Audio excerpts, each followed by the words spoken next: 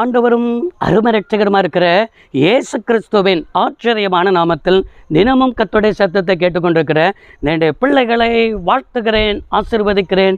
நீங்கள் ஆசீர்வதிக்கப்பட்டவர்கள். இந்த நாளிலும் கூட சில காரியம் நமக்கு புரியணும்னு ஆண்டவர் பேசுகிறார். சில காரியம் புரியாதது நிமித்தம்தான் நம்முடைய வாழ்க்கையில் பயந்து பயந்து செத்து கொண்டிருக்கிறோம். இந்த காரியத்திலிருந்து பயம் வந்தால் நாம் என்ன செய்ய வேண்டும் என்பதை தான் கர்த்தர் இன்றைக்கு உங்களோடு கூட அவர் பேச விரும்புகிறார். நம்முடைய வாழ்க்கையில் பயம் பிசாசு கொண்டு வருகிற ஒரு பெரிய ஆயுதம். இந்த பயத்தை நமக்குள்ளே எப்போ இடம் கொடுத்துட்டோம்னோ அப்பொழுது அவர் செயல்பட என்ன செய்து விடுவான், ஆரம்பித்து விடுவான். யோபு பக்தன் 3ஆம் அதிகாரம் 25வது வசனத்தில் இவராய் பார்க்க முடிகிறது. நான் பயந்த காரியம் எனக்கு நேரிட்டது, நான் அஞ்சினது எனக்கு வந்தது என்று என்ன செய்கிறார் சொல்லுகிறார். நம்முடைய வாழ்க்கையில் எது பயப்படுறோமோ அந்த பயந்த காரியம் நமக்கு நேரிட்டுரும். அதனால தான் பயத்துக்கு நம்ம என்ன செய்யக்கூடாது, இடம் கொடுத்துடக்கூடாது. நம்முடைய வாழ்க்கையில் சில கை வலி மாறி வருதுன்னு வச்சுக்காங்களேன். ஐயோ கை வலிக்குதே அப்படின்னு சொல்லிட்டோம்னா கையை தூக்கக்கூட முடியாத அளவுக்கு என்ன செஞ்சிடும், மாறிடும். ஐயோ எனக்கு கையை தூக்கக்கூட முடியலையே, கை கடுமையான செய்கிறது வலிக்குது, கை கடுகடுன்னு கடுக்குது அப்படிலாம் நம்ம என்ன செய்வோம், பயந்துக்கிட்டே இருந்தோம்னா கடைசி வரை கை வலி நீங்காது.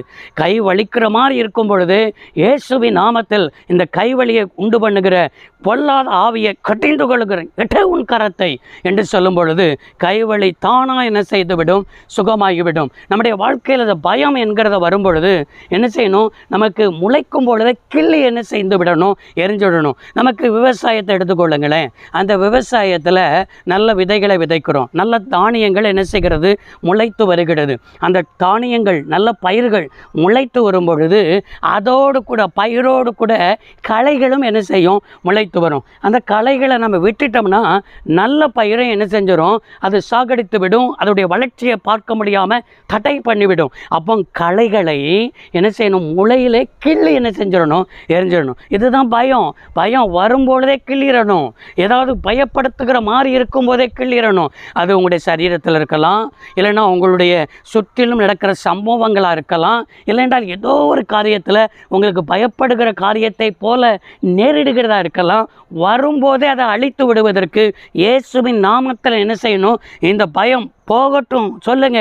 பயம் உங்களை விட்டு என்ன செய்ய முடியும், போகும். இதுதான் யோபு பக்தன் என்னதுன்னா, அஞ்சினது எனக்கு வந்தது என்று சொல்லிட்டு யோபு 3ஆம் அதிகாரம் 26வது வசனத்தில் எனக்கு சுகமும் இல்லை, இளைப்பாறுதலும் இல்லை, அமைதலும் இல்லை, எனக்கு தத்தளிப்பே நேரிட்டது. பயம் வந்துருச்சுன்னா என்ன நடக்கும், 3 காரியங்கள் இல்லை இல்லை இல்லை என்கிற பதம் பயன்படுத்தப்பட்டிருக்கிறது. அந்த 26வது வசனத்தில் பாருங்கள், சுகம் இல்லை. பயப்பட்டு கொண்டிருக்கிறவனுக்குள்ள நல்லா தான் இருப்பான், ஆனால் ஏதோ வியாதி வந்தது மாதிரியே இருப்பான். அவனுக்குள்ள இளைப்பாறுதலும் என்ன செய்யலைன்னா இல்லை, அவனை சமாதானமே இல்லைங்க, என் வாழ்க்கையில் சந்தோஷம் இல்லை. 3வது அமைதல் இல்லை, அமைதல் இல்லாதபடி தத்தளிப்போடு கூட வாழ்ந்து கொண்டிருக்கிற நிலைமை.